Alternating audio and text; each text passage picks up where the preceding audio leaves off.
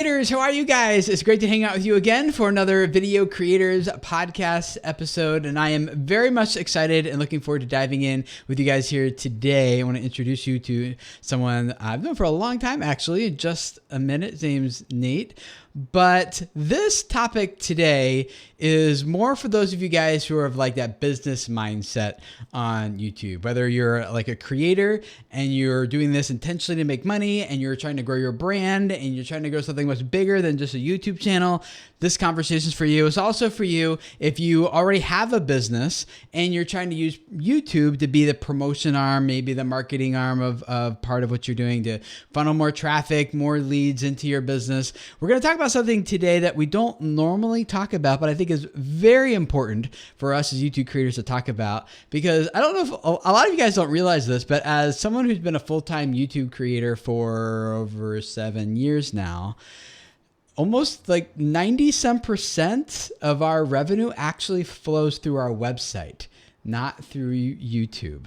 And we've got like all these things going on, like YouTube world and stuff that we focus on like really heavily. Most of the time our conversations revolve around those things. But here today, I want to talk about this other tool that is critically important for my business and perhaps for your business and how you make money through your audience on YouTube. And that is your website. Like, how do you generate leads? Like maybe you're doing that. Like you're generating leads from YouTube channel to your website, and then you're nurturing those relationships with email funnels, or maybe you're even selling directly from your channel. I know we do all those things here at Video Creators. So I think there's an opportunity for us here with our website to not only learn about like how do we get more views to our website, which is where a lot of people think of, like, how do I use my videos to send more traffic to my website? And that's a great conversation. That's not necessarily the conversation we're going to have today. Today, I think there's an opportunity to take this conversation a different angle, which is I can put my videos on my website and tap into a whole new audience of people who maybe wouldn't have found me through YouTube, but they're searching Google and they could find my blog, my website through Google, and then find my videos that way. And then we're also talking about, well, what if I'm just complementing my videos with content or things like maybe we can just get our websites ranking better in Google and in search. So we're tapping into an entirely new lead generation place where like we're getting more leads and we're getting more sales and we're driving more people to our content, to our videos.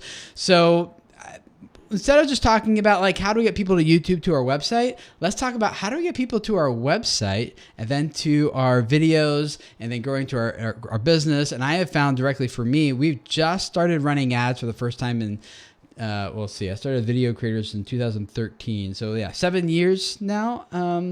Wait, what's today's date?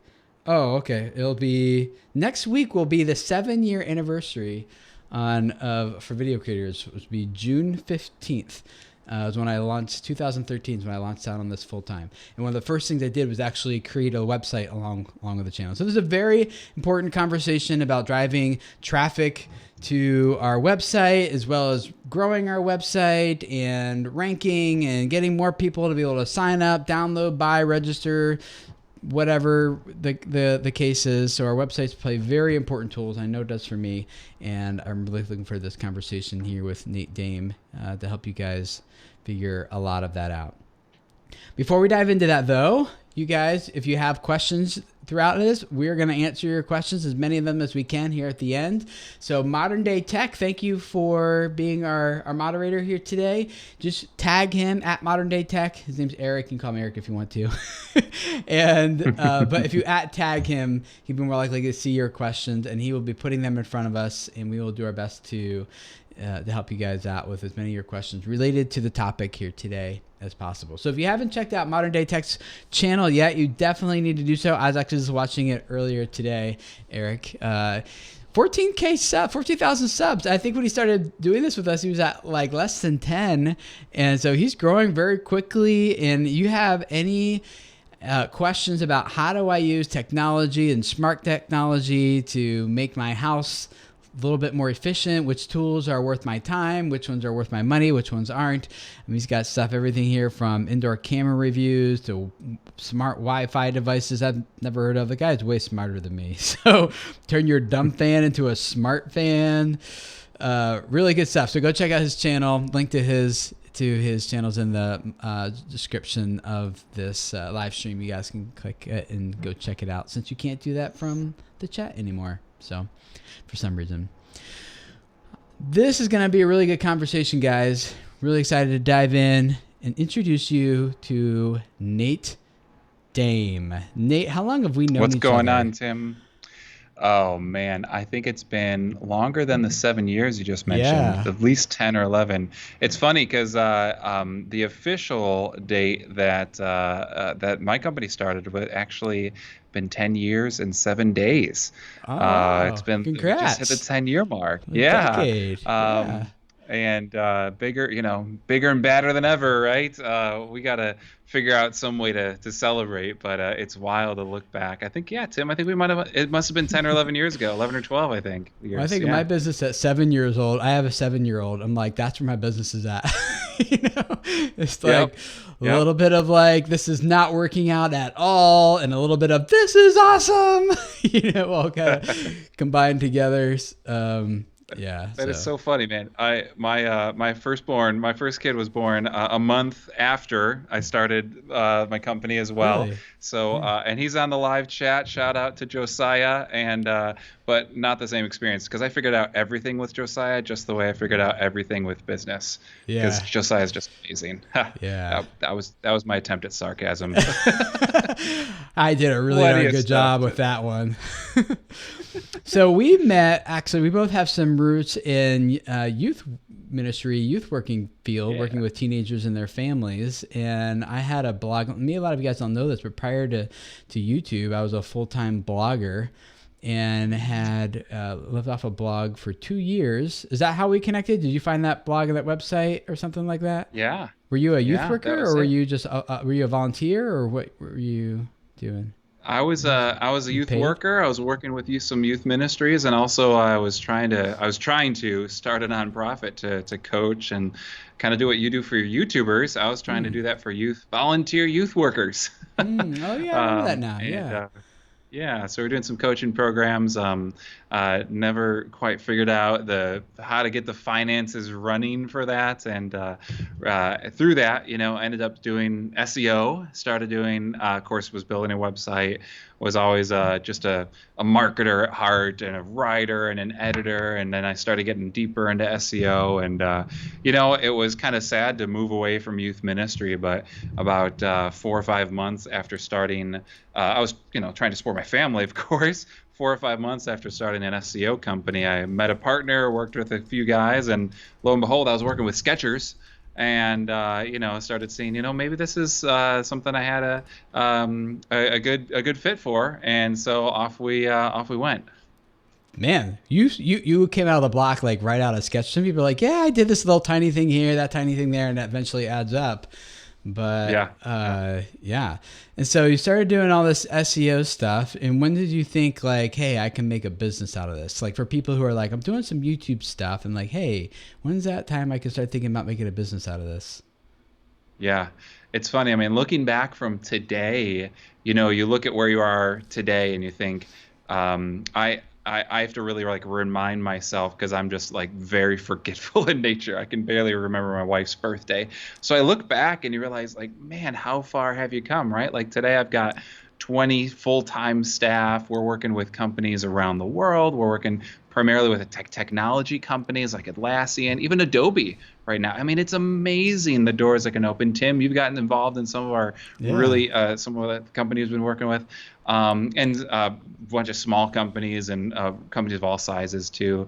But looking backwards, man, I was living in my in-laws' basement. We were just getting our life together, just been married. We're like, what are we going to do with our lives? My wife and I both are kind of starters and dreamers. Now she has her own business. We got 3 kids too, which, that keeps us both plenty busy, especially these days. And it wasn't until like 4 years into starting this company where I thought, you know what, if this keeps going, I can really see this become not only something to support us, but something I would really want to give full time for a while. It really took me that long. I really bootstrapped it until I realized not only could it make money and could support us, but could support some staff, and we could really build it. but also I needed to make sure it was something that I loved. I didn't Mm-hmm. want to. I don't know, maybe picky. I didn't. I'm very picky about any jobs I pursued before this, because I did not want to be bored, and I know that's the case for a lot of YouTube creators, right? You're here because you're pursuing your passion, and so I had to be sure this was a passion I could really see myself growing into. And today, I absolutely love it. I could see myself doing this for a long time, even as the industry changes. I love it. I love what we do, love the people we work with, and the type of work we do. That's awesome. If there's any industry that changes rapidly, it is probably your world and my world, which is like, I mean, I think back 10 years of where YouTube search and discovery was. Then it was like keyword matching and keyword repetition and really basic stuff. Yeah. None of which applies today. Junk, right? So we start thinking about Yeah. ranking and growing our websites and getting traffic to that for people to discover our videos, our content, our brand. What should we be focusing on? Over the past 10 years, I know it's changed a lot. And I'll be totally honest, I used to be I wouldn't say up to date, but I used to study that field a little bit when I had a blog, but it's been a long time since I've looked at it, like many years. So what are like the top things that we should be considering when it comes to driving traffic organically through search to our websites? Yeah. I think you hit on it, because 10 years ago, SEO, just like YouTube search, was about all these tactics that did not add value to the end user, right? You did all this stuff that tried to trick the algorithm, but it didn't add value to the end user. And I think, Tim, I mean, as I follow you in the YouTube world, because I'm no YouTuber, just look at this face. It's not going anywhere. If you help the end user and add value to that end user, that's really the way to, get in with the algorithm, if you will. Not to say you can't like ignore keywords, you can't, but to think that if your ultimate goal is to add value to the end user, that's the right, that's the mindset to start with. But getting more specific about like SEO, like how do you rank in search engines, and Google especially. And of course, we're not talking about paid search, where you see that ad next to it in search. We work with organic search, those regular search results inside of Google search, where really if you do organic search or SEO well, it can be way more effective than paid search over time. But to get there, really there's been a massive shift from trying to play the algorithm, like with those keywords, with your code, with the exact speed of the site. There used to be ranking factor studies. Maybe many of you here probably read them. Like, hey, we studied 1 million keywords, and we think this is exactly what Google's looking for. Therefore, put your keyword here. Exactly. And then the next year it'd be like, well, no, that no longer correlates to high rankings. And it was all, if you ever look, there's some great YouTube videos actually, correlation versus causation, right? Oh man, don't get me started. All we were ever looking at. Yes. All we were ever looking at was correlation, but like what really causes me to get traffic. So modern SEO, we call it modern, next gen, whatever. I want to kind of differentiate, because there's a whole lot of baggage the SEO industry has. You got to clear away from. Modern SEO, next gen SEO, ultimately is about adding value to the end user, and doing so not just in general, right? Like, I'm a creative, I'm going to create a page that's really creative. But starting with that, leveraging all that creative energy, all that unique knowledge you have of your space. But first, figure out who's winning and beat them. First, study exactly what they're doing, and really out of all the pages, if you look at the user need a person has as they go to search, you'll find 3 to 5 URLs that are winning most of that traffic. Identify those. Figure out what they're doing with that page, and beat them. You do what they're doing better is the simplest form. And we can talk for hours and like how to do that, and we can start to unpack that. But if you don't have that mindset going into it, and all you're going to do is play with your code and play with your keywords, you're not going to go anywhere. You're going to get onto page 3 or 4, which is meaningless anyway. Yeah, No maybe traffic, you get to 3 or 4. Yeah. So let's say this YouTube creator listening here. I'm looking at the chat here. It looks like some of them might be in this category where they have a website. Let's just say it's like WordPress or Squarespace or just kind of something pretty basic. And they want to get more. They want those. They're making videos that they hope rank.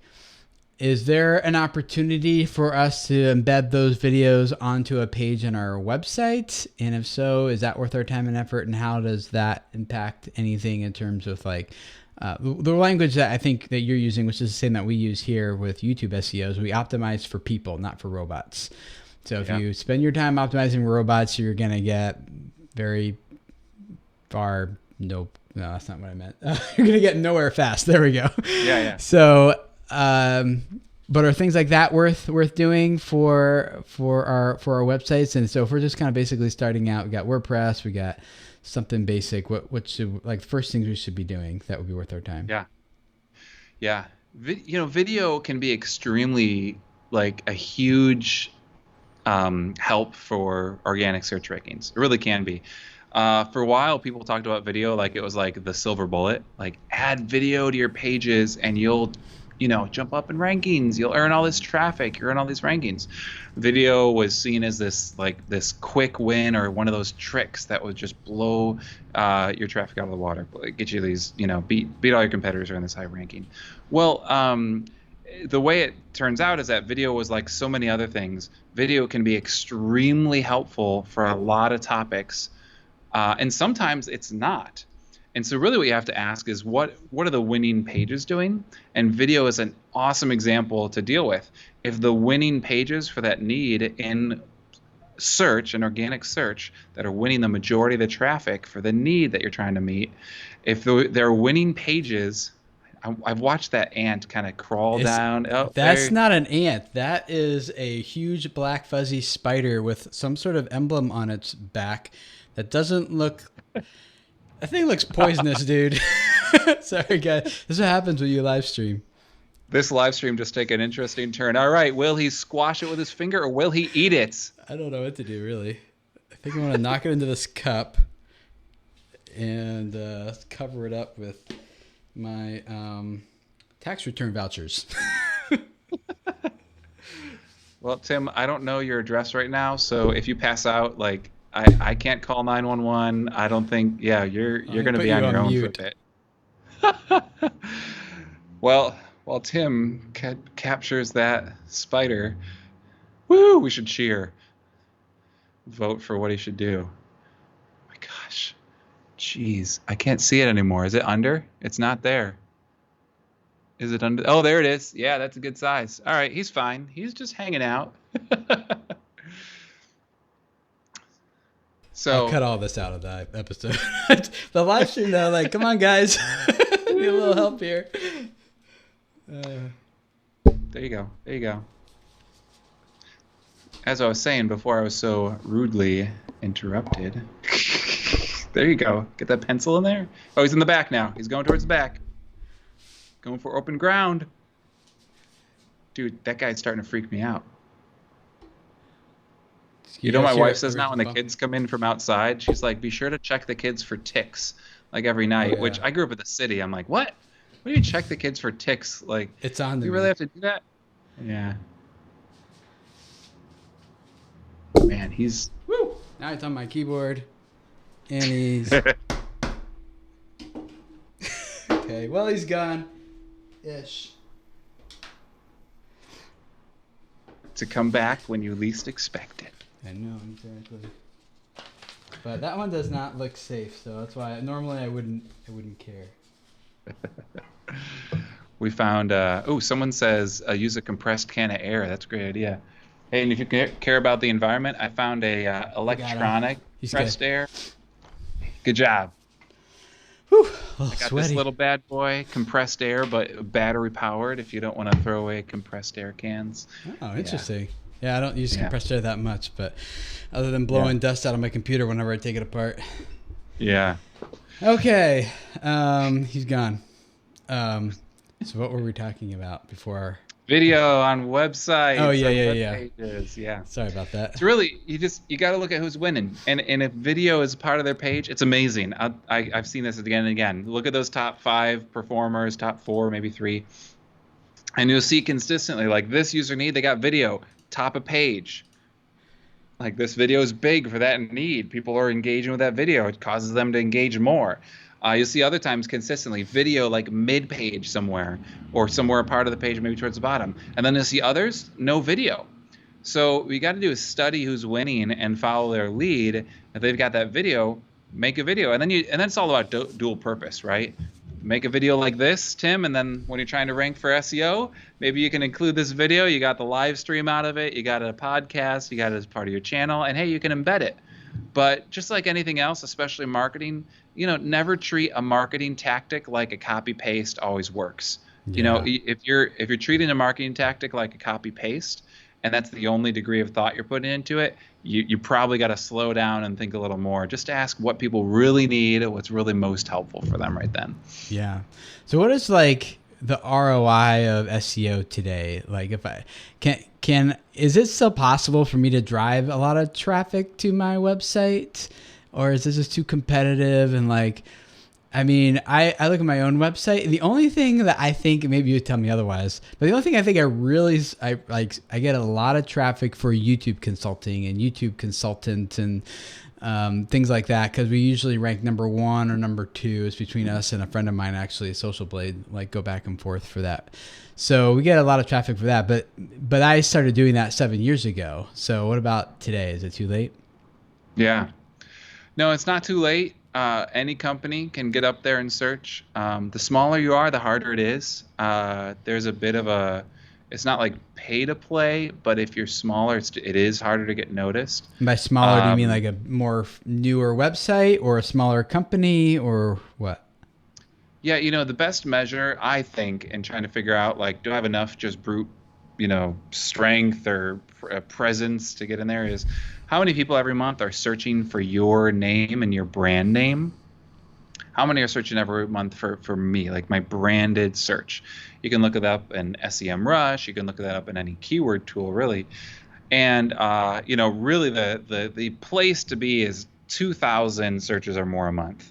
If there's 2,000 searches or more a month, you're free and clear. You're ready to get serious about what I was describing earlier. We call it certified content, when you really hit that mark of content better than my direct competitors. If you have that practice in place and you got 2,000 or more searches a month for my name, my brand name all together, totals of 2,000 or more, then you're free and clear to really start beating those competitors with better content. And that should drive steady growth. If you got less than that, it might not work well yet. It might not work well yet because you don't have quite enough, brute force, brute strength. Links in your domain authority, sure, are kind of important. If a couple, having some links helps, but a link building is really falling out of favor, if you will. Like, it's not going to do much for you. You really want a brand that people know and that are searching for, which means, how do you do that, right? Create amazing content and start building your base of followers that love you and are looking for you. And certainly, YouTube popularity and reach can bleed over into, other areas for sure. If you're less than that, I think one other thing you can do is really turn on display advertising and retargeting. And if you want to get serious about, like, how do I start to get my branded search up, you might think about display advertising and retargeting, which is a whole nother topic. But if you are at that point and you get serious about beating your competitors, you should really see an ROI. Like, you should start making your money back after 6 months. 6 to 9 months, you should really start to make your money back. The way I work, the way my team works, is we set a traffic forecast so that we know where you should be month 2, month 3, month 4, and it keeps growing. A lot of SEO, programs kind of start with this idea of like, hey, I'm going to do SEO and hopefully it'll work in 12 months, which I think is kind of a really bad idea. Like, you can't run a business on, I'm going to do this and hopefully it works in 12 months. Right. It's basically saying, don't measure it. Don't look at it. We're just going to hope. And we just did it because we wanted to. So we set forecasts for month 2, month 3, really little, but it grows each month and then it compounds. And we, looking at these averages over hundreds of certified assets, what's going to happen. But we're saying it should happen against this track record. If it doesn't, you got to, you're off the market to fix something. If it does, you're on track to see some, start to break even and then see some real returns on that. So it does happen over time, If you do like paid search, you can spend thousands of dollars and you get that traffic today. In organic search, you get that traffic over time, but it can compound over time and be extremely cheap traffic, high quality traffic, very cost effective. Again, 6 to 9 months, then 12 months hits. And man, it turns into like, this is just cheaper and cheaper traffic because it keeps growing. Then 24 months and it's like this base of revenue growth that it should become. But you should measure against that from day one. You don't just hope. If you're just going to hope, you might as well not even bother. I think that's, as you're talking, 2 things come to mind for me. One is that I don't do it, like I said earlier, I don't do any paid traffic other than just like 2 weeks ago, we started running some traffic to one of our sales pages just to see. We keep hearing all the stuff about it. And so like Farmer Bread saying in chat, he says, I love retargeting. And that's what we started with. But then we realized like our retargeting lists are not as big as we would like them to be. And so now that's where I'm thinking more about how do we get more traffic to hit our sites organically so that we can do better retargeting campaigns and get like more of that warm, cheaper traffic instead of the cold traffic. The other thing I'm thinking about is, so I guess I don't want to call out names here, but I guess I kind of will, is that like we're using a plugin on WordPress on our site from Yoast SEO. And it kind of says either green light, yellow light, and red light on how optimized this page is. And now that I'm thinking about it and you're talking here, I'm like, that is not at all how ranking works on YouTube. And there are tools that will give your video is this optimized because it has this number of keywords, this number of times, and this number of places, and you have this much text here and too much text there. And I'm like, don't worry about it. None of that's gonna make a difference for your video. It sounds like you're saying something similar, and now that you're saying it, I'm like, oh duh, yeah, like I probably don't need to pay much attention to that. Like just focus on creating pages that add value to people. And then the next question is like, how do we do that? But am I on the right track with that? Oh yeah. Okay. Oh yeah, absolutely. Yeah. Everyone uses, Yoast SEO, for example, it's incredibly popular. And it's so funny that we actually ended up, because we come up against the mindset that SEO is just about like get a green light in Yoast or whatever tool you're going to use. Like all things checked off, you're good to go. We actually, we put together guides, and even I did for one client that had a bunch of writers in it. We actually put together a 1-hour webinar to basically get people off the idea that it's all about getting that green light, because what does that green light tell you? Well, it means everything that this tool, Yoast SEO in this case, could measure is good to go, which is fine. Like that's great. It might even be good, helpful stuff. But guess what? Who else has that tool? Everybody, how many pages could get a green light? Like probably for that user need, that whole set of keywords related to the user need you're targeting, probably hundreds of pages could have that same green light right now. So you got the green light too. What does that mean? Well, maybe you're in the top 20%, but guess what? It's like the one page out of thousands, or maybe the 5 out of thousands that get any traffic at all. Right. Any real notable amount of traffic.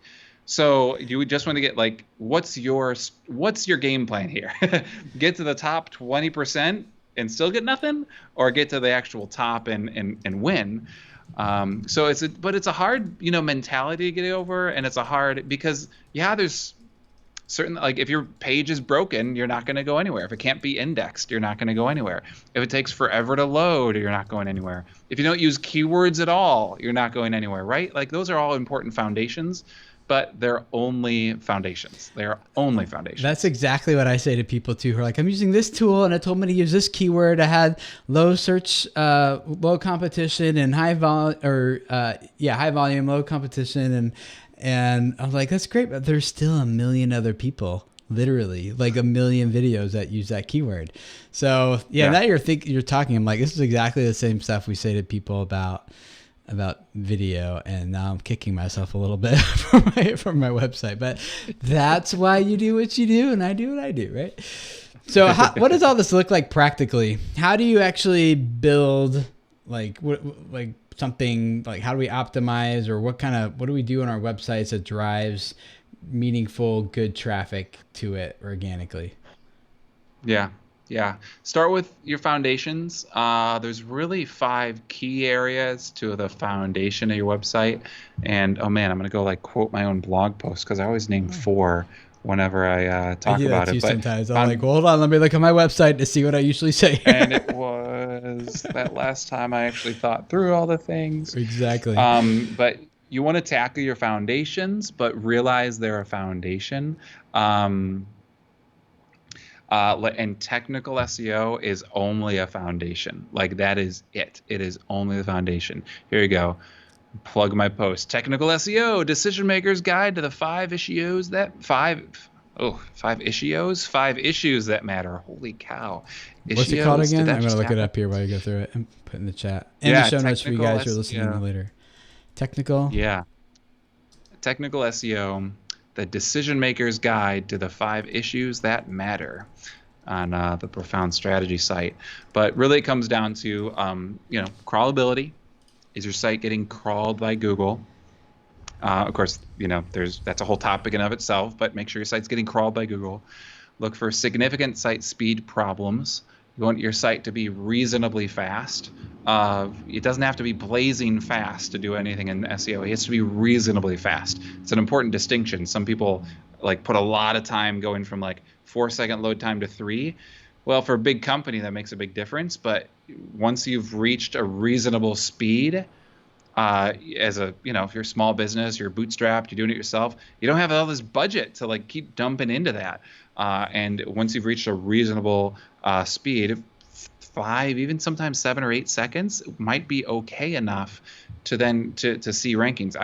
Our sites typically will say, 8, 7, or 6 seconds is okay. We'll still get thousands and thousands and thousands of clicks every month going to these pages, because it needs to be reasonably fast, not perfectly fast. Faster is better, yes, but just getting your foundations is important. Get it to reasonably fast.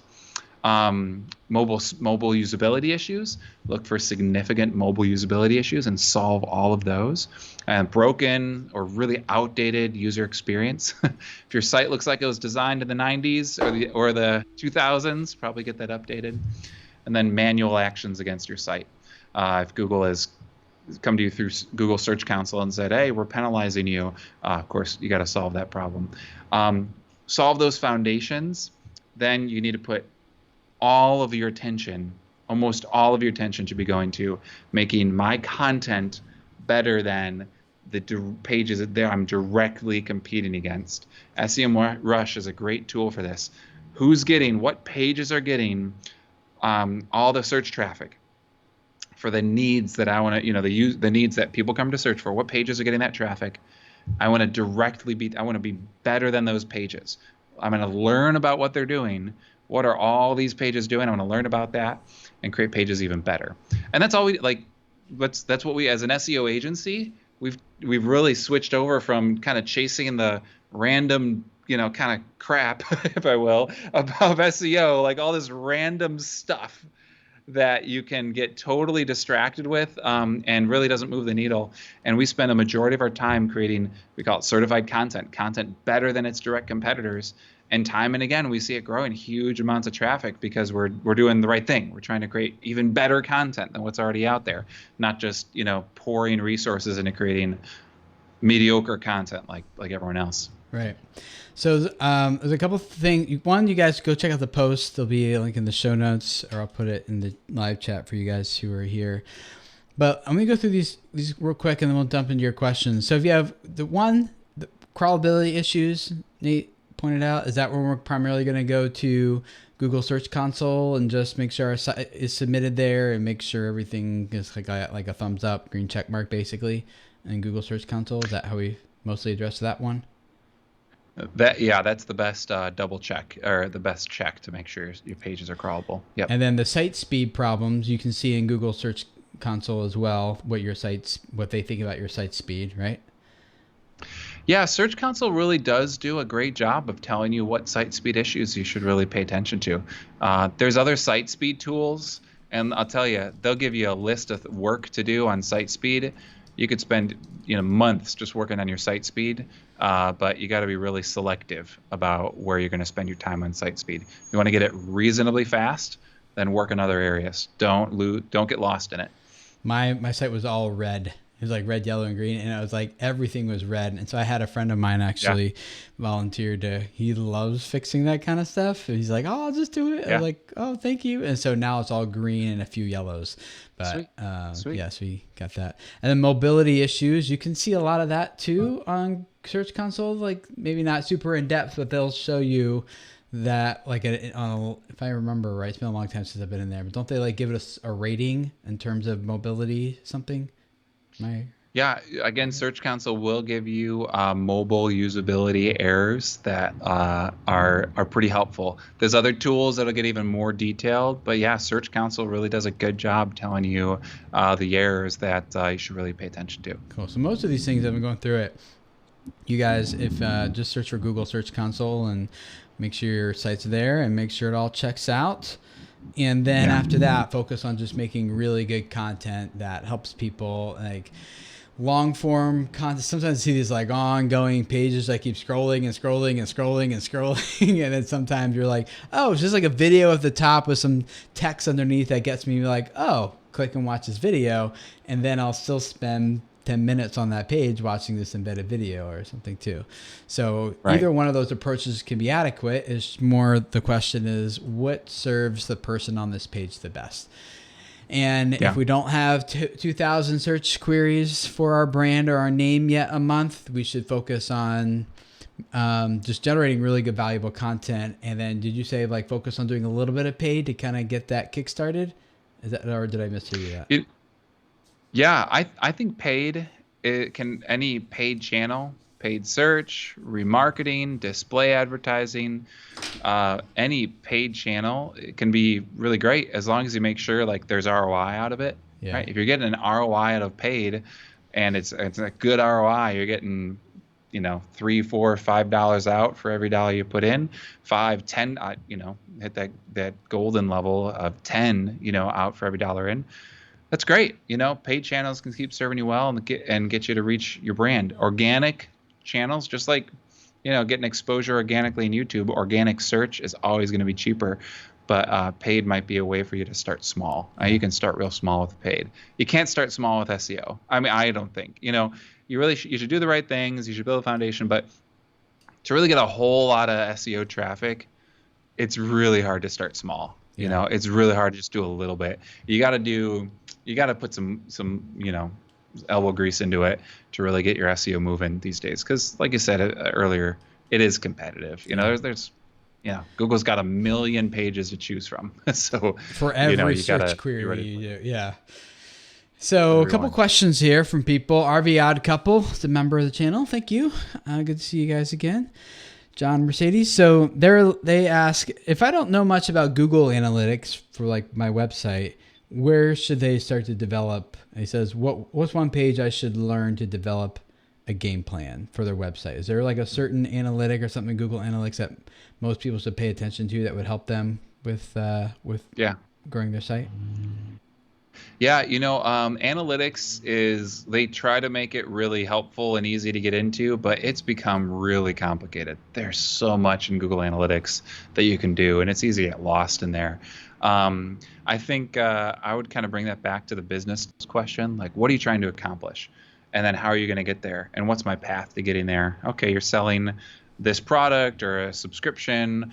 Okay, great. Now, then start asking, how can I measure this? And then how can I measure the sales? Maybe it's making sure my Google Analytics e-commerce setup is set up. So start with the what you're trying to accomplish and work backwards, and then start with that in analytics. start with e-commerce tracking and learn about e-commerce tracking. Just Google e-commerce tracking and Google Analytics. Read a couple articles and try to get, or if you're trying to track how many people fill out a form, start with goal tracking in Google Analytics, how to track form completions in Analytics.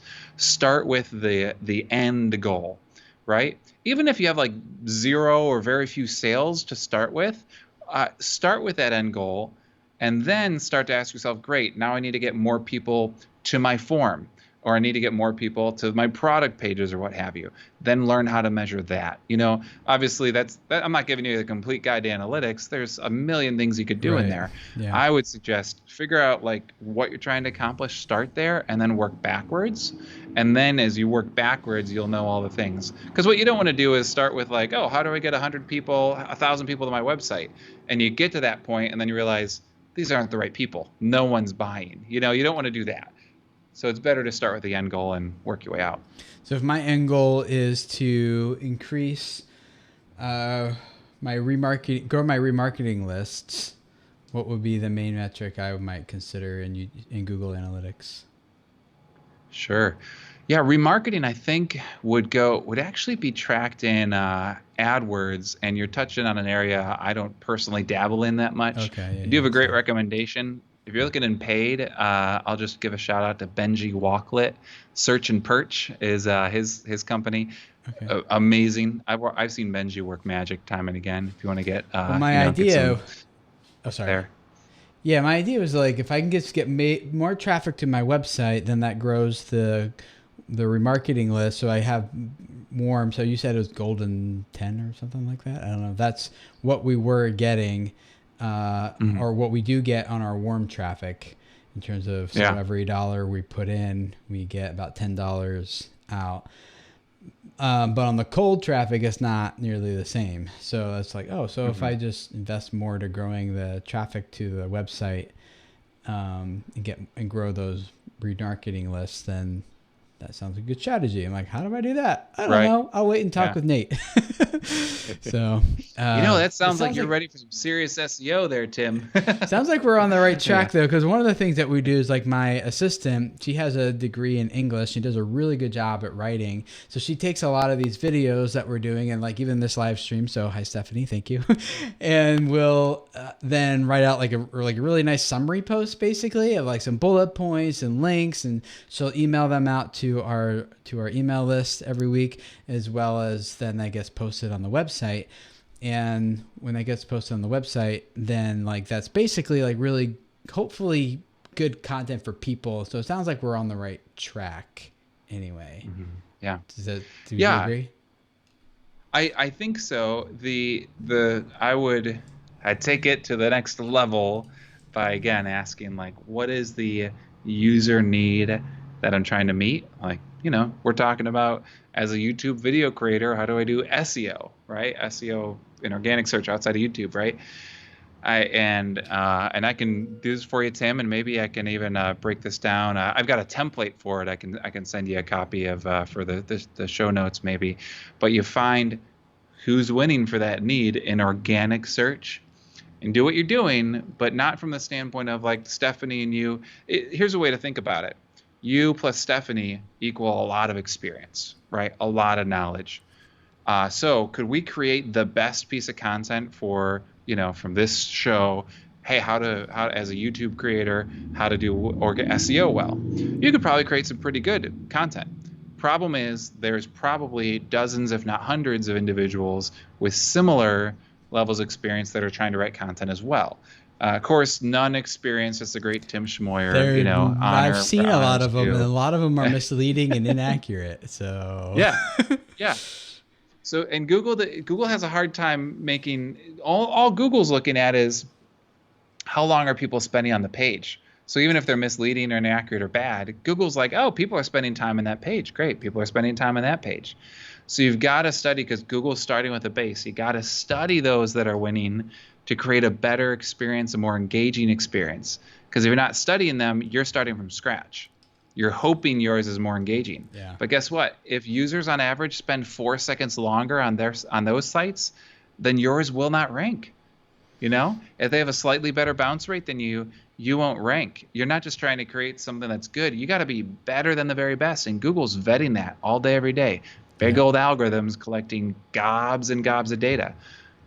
It's the exact same thing we say to YouTube creators. It's like millions of other people use that exact same keyword. Like Yep. we call it recon work, but it sounds like the same thing you're saying. Go study, like do the search query and watch the other content that's popping up for that. And like, what is their title and thumbnail? What expectation is it setting for the viewer that gets them to click? And then how's that expectation met in the very opening seconds of the video? And then what kind of watch time, or you're saying time on page, is the equivalent to that in Google and website world. It's like all the all the same stuff. So It really. I think we know I remember how to watching do some that. of your videos a few years ago and being like, this is it. You know what I mean? Like we are talking the same language. It is all the same idea of, and there's just I saw some study by a business journal just the other week, and they said companies that focused on the end user of their product instead of the buyer, you know, like if you're a manufacturer, companies that like worry about the people that actually use the product instead of the middlemen, you know, the stores or whatever, they focus on the end user, they're the most profitable. Well, of course they are, you know, focus on the end user. It all translates to this too. Like if you're going to make content for an algorithm and that's a main part of your thought process, you know, you're actually you're writing content for a machine, and the machine is only the middleman. It's only you're literally targeting the middleman, and so of course you're going to get passed up by everybody else that's thinking primarily about the end user. You got to think about that end user, and then you know again they got a lot of choices, right? Why would I click on you versus the next 10 videos? It's got to be better than, you know, it's all competitive. Yeah. And that's what an algorithm, you know, if you're just thinking about algorithms, you're not really in all those factors, you're not really thinking about it competitively, and it is a Well, competition to. the thing I found with YouTube creators is that it's easier to focus on algorithm stuff because you feel like you have more control. And then you also have something that's easier to blame if it doesn't work than taking personal responsibility. It's really hard to say my content isn't good enough yet.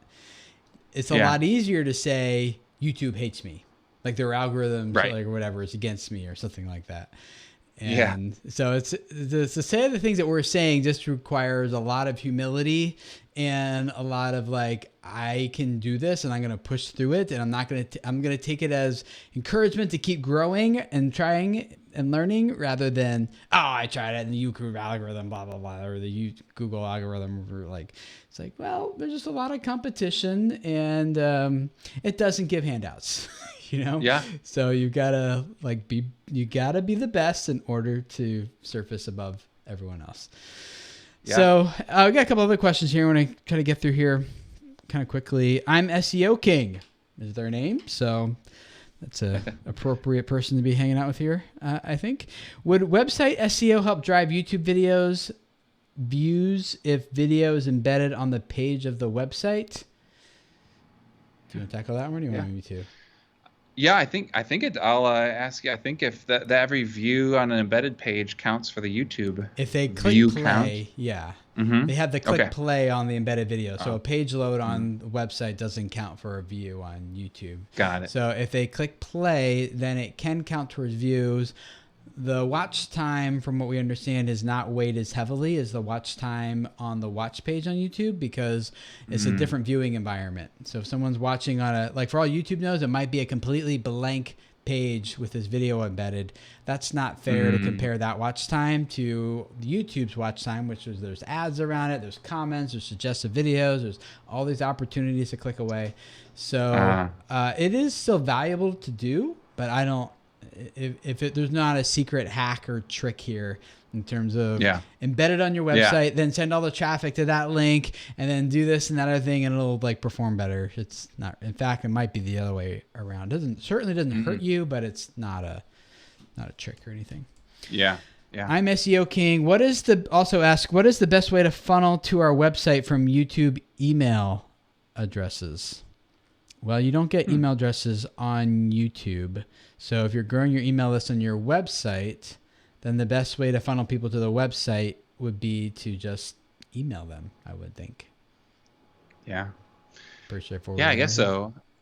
I think if you're, I know if you're able to put a really logical next step, like, hey, in this video we talked about a blog post that I wrote. Like, here's a logical next step, and there's more help over here, and then they can click through to your website if you're getting from YouTube to website. Yeah, it's tough because you really do want. I mean, email addresses are pretty valuable if you really can add value to that subscriber list, right? You can collect the email, add value. And yeah, I mean, Tim, from what I understand, to get that email, you really got to get people off YouTube to your website, Yeah. and collect that email. But how does that balance with, that's a good YouTube question for you. Do you want to send people off to your site from YouTube? I don't know.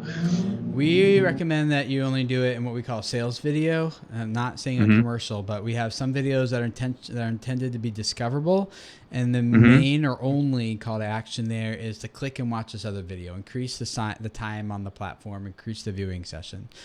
If Mm-hmm. your main goal is to build community, then we say that you should make a community video, and the primary call to action there is engagement of some kind, whether it be to comment or interact or something. And then you have the sales content, which is still really good value, that aligns with the value proposition of your channel to your target audience. But at the end, the solution is buy, download, sign up, register, something like that. Link down below. Mm-hmm. And the goal of that video is to end the viewing session, get them off of YouTube. So your discoverable videos, bring them into your channel. That's how your channel grows. You nurture that relationship with the community videos, and then you ask for the sale in the sales videos. And the sales video, if it does an effective job, will end the viewing session and no longer be getting much promotion on YouTube after a few days to a week or so. But your engaged audience will see that and will want to engage with it, and then those are the people who are going to convert anyway. Like the first people try to get this discoverable video that ranks #1 and they gets everyone to their website or then makes a sale, but like it's really hard to make a sale. The conversion is really low on that first time viewer. So they take a little bit of a customer journey on our channel, just the same way most people treat their email sequences. We have the Right. lead magnet, the nurturing campaign leads to the sale. We're just kind of treating our YouTube channel the same way. Yeah, it's really great. And I can relate to that when you think about like your website content, when you're creating each page of content on your website. I think the same model applies. And so, Tim, we seem to speak the same languages to different groups again. You really need, for every page in your site, you need to have one primary objective. One thing with repurposing content, I saw someone chatting about that earlier. You can think about, it's great to reuse content, but if your content should be created for one primary goal. Your content really can only accomplish one primary objective. If you try to accomplish 2 or 3 or 4 things with one piece of content, it ends up doing none of it well. Jack of all trades, master of none. Same with web pages on your website, and sounds like with YouTube videos. So you got a sales page where you're trying to close the deal, but you have other pages which are intended to draw people in, Right. to get them to subscribe with their email address, to engage to that next piece of content. Or some pages are designed primarily for SEO, to rank well. Well, you can't force a page to be your sales page and rank well for a need like learn about how to be a great YouTuber. Well, that page better tell me how to be a great YouTube creator and not just try to sell me, because Right. I don't know Tim Schmoyer yet. I gotta learn something first, maybe subscribe, maybe click on that next piece of content, but it better add value. So Right. that's a great, I think, principle in general is do one thing and do one thing well with with each piece of content you're building. Yeah, I had a Swiss Army knife growing up and it did a lot of things, but nothing well, right? And so when we try to do that with our YouTube videos, we're like, we want every video to go big, get lots of views, rank #1 in search on Google and on YouTube, and get lots of comments, and hit the homepage of Reddit, and generate a lot of sales, and leads to my website, and land me this book deal I want, or whatever. It's like, come on. You can't do 15 different goals for one piece of content and expect them to do all of them well. So we tell people, don't ask them to smash the like button and subscribe and to comment and to check this out and that out. Just like, what's the main, like, craft the content to lead to one call to action, and they'll be way more likely to take it. Farmer Brad asked, do you have any free alternatives to suggest to SEMrush? Oh, sure. Yeah, SEMrush is a paid tool. It is among the cheaper paid tools. If you are looking at doing a paid SEO tool, I'll get Tim a link. We just did this big old list of SEO tools, most of which are paid, and I'll look for it right now to see if I can find it. But there are a lot of them out there. Um, Here we go. 40 SEO tools and our favorite 7.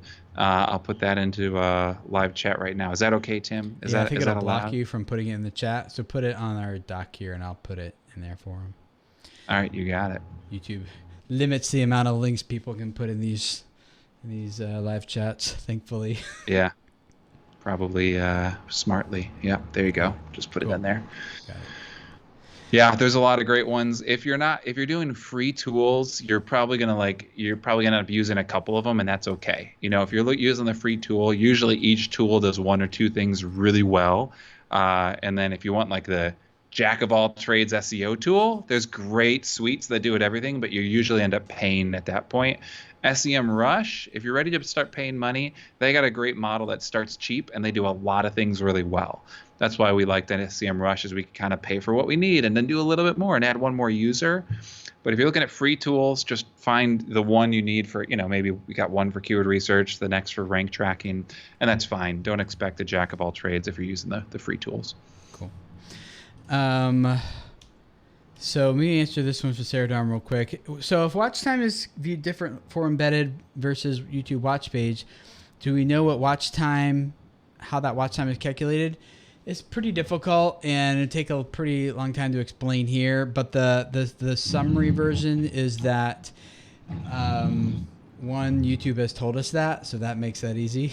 But then two is that you can kind of see if you have a video that is embedded on a website and it's not getting, let's say it's still unlisted on your channel, you can see it getting views and the traffic source from the embedded, like the domain that's sending the traffic, and you can see that, like, let's say you give it a certain amount of watch time or something like that, then you can see like, oh, that number does not equate to the number that YouTube is tracking there.